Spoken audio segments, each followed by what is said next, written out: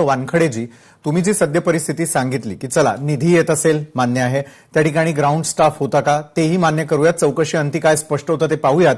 मात्र त्या ठिकाणची आरोग्य व्यवस्था, त्या ठिकाणचं जे बालकांना ठेवण्याचं कक्ष होतं ते अत्याधुनिक स्वरूपाचं होतं का, किंवा त्या ठिकाणी जे स्टाफ काम करत होते ते वेल ट्रेन होते का?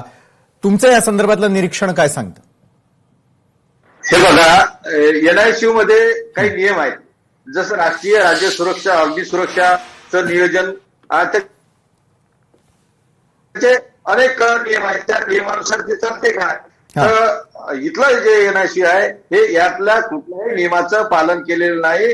यांनी सबसेल हे पूर्णतः नियम पायदळी तुळवलेले आहेत. आणि जे ज्या पद्धतीनं कर्मचाऱ्यांचा स्टाफ आहे का तिथं पूर्ण, तर नाही.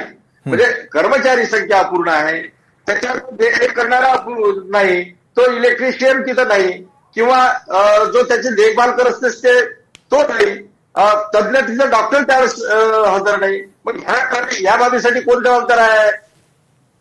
तर या बाबीसाठी जबाबदार हे तिथलं प्रशासन आहे. आणि प्रशासनानं त्याकडे सक्षम दुर्लक्ष केल्यामुळे हा फार मोठा अनर्थ झाला असं मला वाटते.